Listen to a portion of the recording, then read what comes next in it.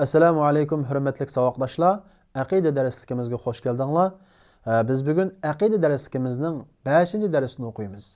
Biz ilgirki soatlik darsimizda aqidaning asoslari va aqidaning asoslari o'z ichiga olgan mazmunlar haqida to'xtalgan. Endi biz bugun tavhid haqida to'xtalamiz. Tavhid degan nima? Buning arab tilidagi so'z ma'nosi nima? Bu tavhid degan bu hukmning shariatdagi ma'nosi nima? Bu haqida to'xtalamiz. Onda bo'lsa biz darsimizni boshlaylik. Bismillahirrohmanirrohim. At-tavhid. Tavhid. Bu nima degan gap? Tavhidning arab tilidagi so'z ma'nosi nima desa, tavhid degan bu so'z arab tilidagi vahhada yuvahhidu degan fe'ldan kelib chiqqan masdar. Masdar. Vahhada yuvahhidu degan bir deb bildi, bir deb biladi degan gap. Tavhid bo'lsa bir deb bilish deganni bildiradi. Masdar.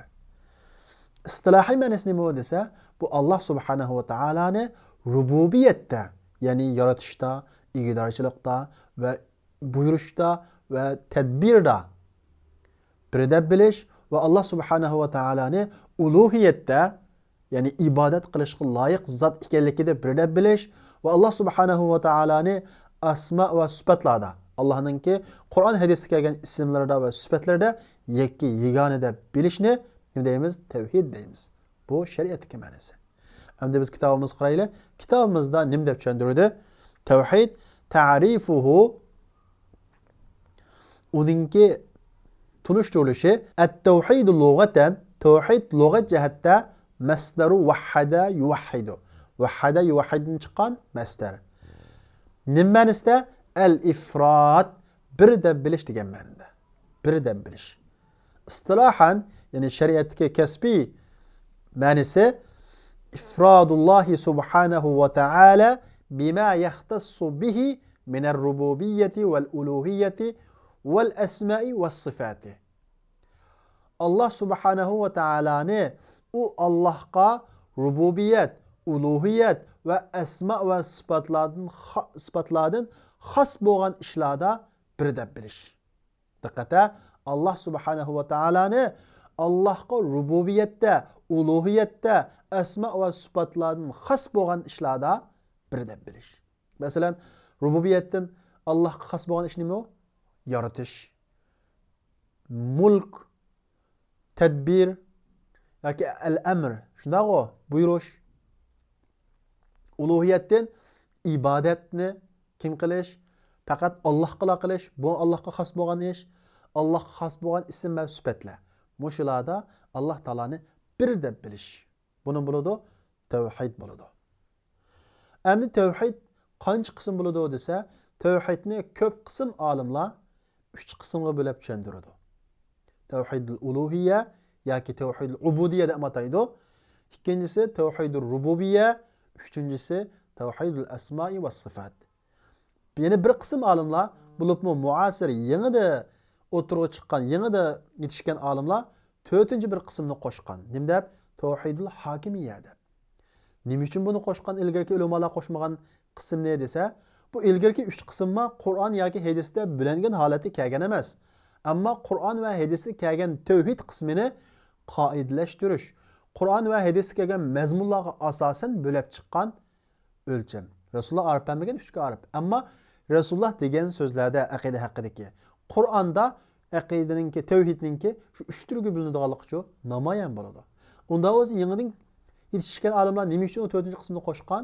Bu asli tavhidda bor, lekin kishilar uningga sal qarag'achqa, bularmi hozirgi davrimizda uningga ahamiyat bermay, undan yiroqlashib ketgachga, uni ayrim bir tur qilib chiqqan. Men shuningga rioya qilib, tavhidni 4 qismga bo'lib tushuntiraman. Unda bo'z qaraylik. Tavhid uning qismlari.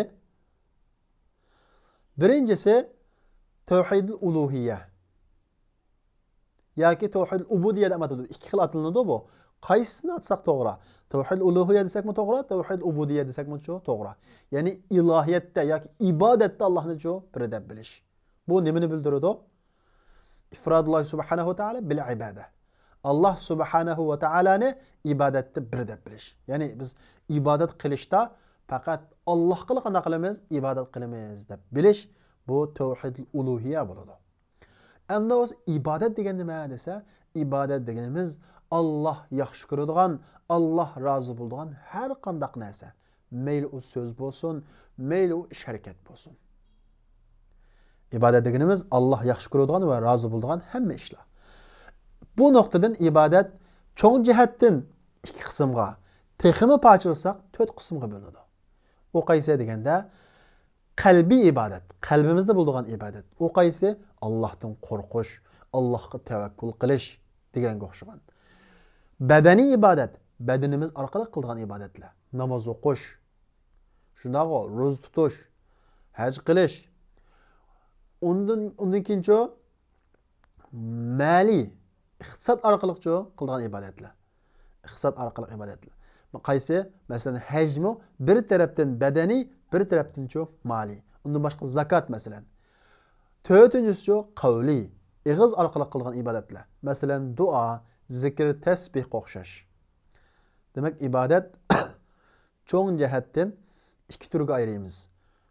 Qalbiy, badaniy deb. Parchalsak 4ga bo'linadi. Cho'ng jihatdan ikkiga ayirgan vaqtimizda qalbiy, badaniy deb mali, qavli hammasi badanga kirib ketadi. Chunki qavl bo'lgan shu ig'izmi bizningki badanimizga tava bo'lg'achqa. Iqtisodnimi biz qo'limiz orqali qilgachqa. Ammo parchalsaqchi 4 turga bo'linadi. Qaysi?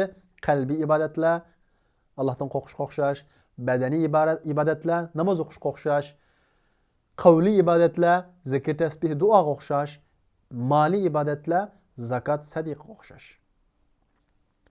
Endi tavhidning ikkinchi qismi qaysi desa, tavhidur rububiyya. Allohni Roblikda bir deb bilish. Rob degan nima u? Parvishda. Parvish qiluvchi degan nima ish qiladi? Yaratadi, rizq beradi, uningga ega bo'ladi, uning ishlarini o'rinlashtiradi. Demak, rububiyat biz ilgari soatlik darsimizda so'zlagan. Uning doirasi qaysi? Yaratish, igidorchilik va al-amr. Al-amr degan buyurish desakmi, hamma narsani o'z ichiga olmaydi. Bu buyurish, uning ishini qanaqa qilish, o'rinlashtirish. Uning ichiga rizqmi kirib ketadi masalan. Tavhidur ifradulloh subhanahu va taala bil xalqi val mulki vat tadbir. Alloh subhanahu va taolani yaratishda, igidorchilikda va tadbir, uning ishlarini qanaqa qilishda, o'rinlashtirishda bir deb bilish. Üçüncü qismi tavhidul asma'i va sifat. Alloh subhanahu va taolani Allohning ismlarida va sifatlarida yagona deb bilish. Bu uqtiradigan mazmun, ya'ni Alloh subhanahu va taolaga Alloh o'ziga isbotlaganni yoki uning payg'ambari Allohga isbotlaganni isbotlash, ismlardan va sifatlardan va u Allohni poklash, Allohdan Allah o'zi poklagan narsalardan va Allohning payg'ambari va Allohdan poklagan narsalardan ayb va nuqsonlardan iborat Allohni qana qilish, poklash. Bu tavhidul asma va sifat bo'ladi.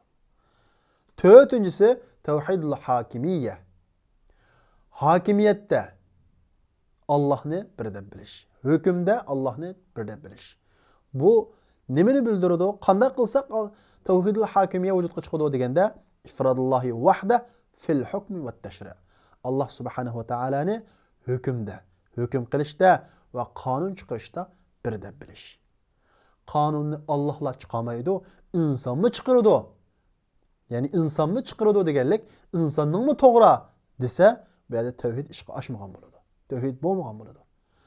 Cho'qim Allohni hukmda va qonun chiqarishda bir deb bilish. Demak, tavhidning shu 4 qismi butunlangan vaqtida bir odamda tavhid bo'lgan bo'ladi. Unda bo'lsa, bu tavhid, bu 4 qism tavhidni nimalar buzib o'tadi? Buni sog'lom tutish uchun uni buzib o'tadigan narsalarni mucho bilishimiz kerak. Endi deymiz navaqidut tavhid. Tavhidni buzib o'tadigan ishlar, tavhidni buzib o'tadigan ishlar. O qaysi? Biz tavhidni qancha qismga bo'lib tushundik? 4 qismga. Shunga biridan kelamiz. Tavhid uluhiyya yoki tavhid ibada yoki tavhid ubudiyya deb atsaqmi bo'ladi. Bu shu tavhid uluhiyyani nim buzib o'tadi desak, biz tavhid ibadani qancha qismga bo'lgan? Cho'ng jihatdan 2 qismga yoki 4 qismga bo'lgan. Shunday masalan qalbida. Qalbiy jihatda al-khashyatu min g'ayrillah. Allohning boshqasidan qo'rqish buzib o'tadi.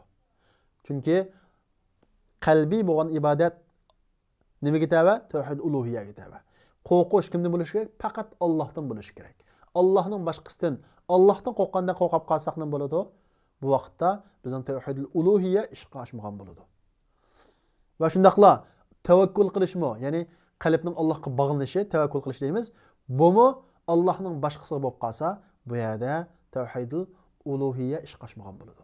Pulimizga ishinib qolsak, o'rnimizga ishinib qolib tavakkul qilib qolsak, ya'ni qalbimiz o'rnimizga, pulimizga bog'lanib qolsa, bu yerda tavhidul uluhiya ishga oshmagan bo'ladi. Bu tavhidul uluhiyani qanday qiladi? Buzib o'tadi.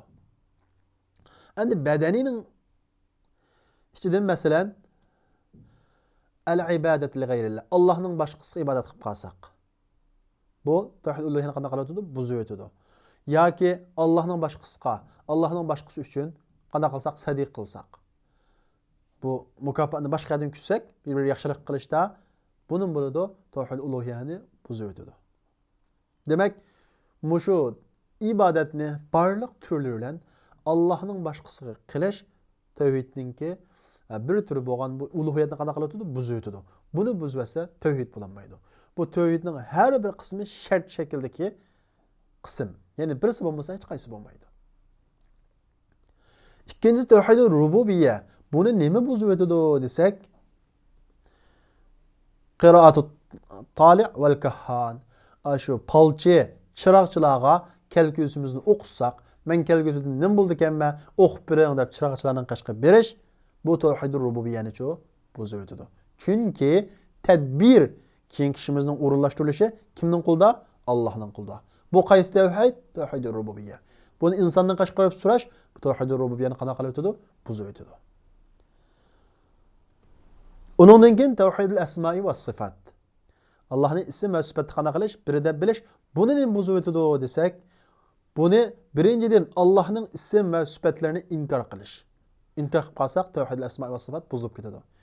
Ikkinchisi tamsil, Allohning sifatlari va anglag'uchi desak, uni insonga o'xshash anglaydi deb qolsak, bu yerda o'xshatish mahluqotlarga bu tavhidul asma' va sifatni qanday qiladi? Buzib o'tadi. Va tahrib va uni o'zgartish. O'zgartish uchun o'z ma'nosini boshqa bir ma'noga o'zgartirib o'tish, bu tavhidul asma' va sifatni buzib o'tadi. To'rtinchi tavhidning qismini nima buzib o'tadi? O qaysi? Tavhidul hokimiyani. Nima buzib o'tadi desak, birinchidan ja'lil hukm va tahakum ila g'ayrillah. Birinchidan hukmni Allohning boshqasiga qilish. Ya'ni hukmni Alloh chiqarmaydi, boshqa bir maxluq chiqaradi, boshqa bir inson chiqaradi deyish, bu tavhidul hokimiyani buzib o'tadi. Ikkinchisi va tahakum ila g'ayrillah. Allohning boshqasiga hukm so'rash. Ya'ni Allohning qonunidan boshqa bir qonunga hukm tanlash. Ma'ni orib biring, sizning bu qonuningiz nihoyat adil, buni orib biring deb berish tavhidul hokimiyani buzib o'tadi. Uchinchidan dinni davlatdan ayirib o'tish. Bu tavhidul hokimiyani buzib o'tadi. Din degan boshqa narsa u. U qanday qilmaslik kerak? Masdan sirtiga chiqmaslik kerak. U shaxsdan halqayanmaydi din degan. Dish tavhidul hokimiyani buzib o'tadi. Din demak davlat demak. Din hech qachon davlatdan qanday qilmaydi? Ayrilmaydi. Bu yerda bir inchki bir nuqta bor. Ya'ni at-tahakum ila g'ayrillah. Allohning boshqasi qanday qilish? Hukm so'rash. Hukm tanlab berish. Allohning qonunidan boshqa bir qonunni qashqa berib hukm tanlash. Bu masala kelgan vaqtida agar shu qonunni Allohning qonunidan yaxshi, adil deb degan e'tiqod bilan berish insonni imondan chiqarib o'tadi. Ya'ni tavhidul hokimiyani butunlay qanday qildi? Yo'qqa chiqarib o'tadi. Undaq emas. Ammo bu yerda shuningdan boshqa bir qonun yo'q. U yashagan davlatda Allohning qonun qilinmaydi.